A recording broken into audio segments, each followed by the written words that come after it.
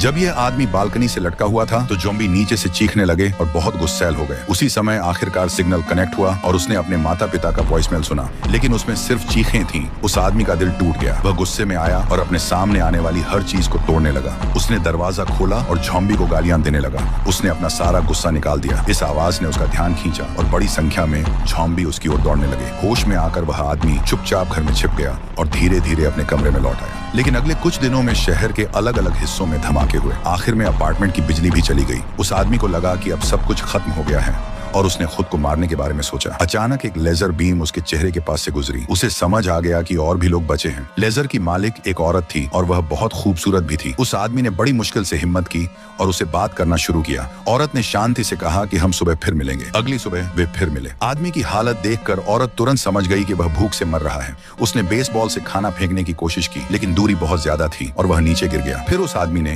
Drone उड़ाया और किसी तरह रस्सी पकड़ने में कामयाब रहा और इमरजेंसी खाना ले आया। कुछ दिनों बाद उसने आखिरकार उसे खा लिया, लेकिन फिर एक फायर फाइटर ज़ॉम्बी ने रस्सी पकड़ ली। औरत डर गई और टेबल से बंधी रस्सी काटने की कोशिश की, लेकिन ज़ॉम्बी ने उसे खींच लिया। वह टेबल से टकरा गई और बेहोश हो गई। जब ज़ॉम्बी दीवार पर चढ़ने लगा तो उस आदमी ने एक बियर की बोतल फेंकी, लेकिन उसका निशाना चूक गया। उसने ड्रोन पर हमला करने की कोशिश की, लेकिन ड्रोन आखिरकार टूट गया। आखिरकार ज़ॉम्बी औरत के कमरे में पहुंच गया, लेकिन महिला को जल्दी ही होश आ गया। उसने ज़ॉम्बी का हाथ काट दिया और खतरे से बच गई।